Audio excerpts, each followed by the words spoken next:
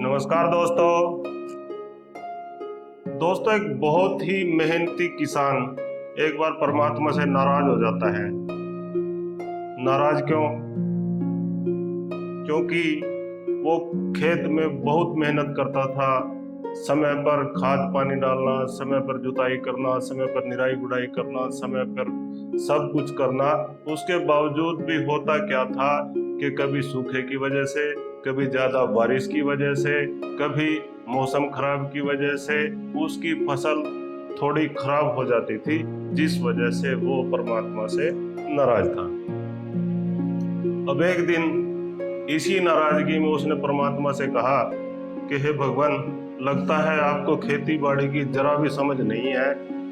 कब बारिश करनी है, कब हवा चलानी है, कब धूप करनी है, इसका आपको मुझे लगता है बिल्कुल भी कोई अंदाजा नहीं है। प्रभु, एक साल के लिए मुझे मौसम को देखने का, उसको मैनेज करने का मौका दीजिए, फिर मैं दिखाता हूँ आपको कि कैसे फसल की जाती है और कैसे मैं उनके भंडार भरता हूँ।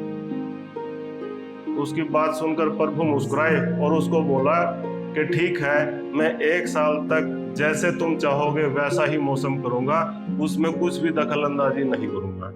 अब अगले साल बिल्कुल वैसे ही होता है जैसा किसान चाहता है। समय पर बारिश होना, समय पर सूखा होना, समय पर हवा चलना, समय पर सब कुछ समय पर होना। ओले आंधी तूफान तो बिल्कुल किसान की मर्जी के अनुसार हुए ही नहीं।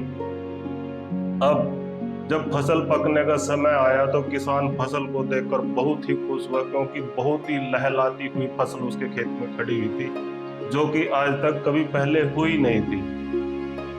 और जब फसल पकी, किसान उसको काटने के लिए गया, तो जैसे ही उसने फसल को हाथ लगाकर देखा तो एकदम से सिर पकड़कर बैठ गया। हुआ क्या? क्योंकि जब उसने देखा फसल की बाली को हाथ लगाकर, तो बाली में तो बिल्कुल ही मरे हुए दाने थे, बिल्कुल ही कमजोर दाने थे। और वो निराश होकर प्रभु से बोला कि प्रभु, ये क्या कि फसल देखने में वैसे तो बहुत तंदुरुस्त है, हरी भरी, बहुत ही अच्छी फसल लगती है, मगर इसमें तो दाना ही नहीं है। उसकी बात सुनकर परमात्मा मुस्कुराए और किसान को बोले कि बेटा, ये तो होना ही था, क्योंकि तुमने फसल को जरा सा भी संघर्ष करने का मौका नहीं दिया। ना तो उसको धूप में तपने दिया, ना उसको ओले से बारिश से जूझने का मौका दिया। अगर पौधा बारिश में तपता है, बरसात में, आंधी में, ओलों में जूझता है, अपने अस्तित्व को बचाने के लिए प्रयत्न करता है, ये संघर्ष ही उसके अंदर की जीवटता को उभारता है।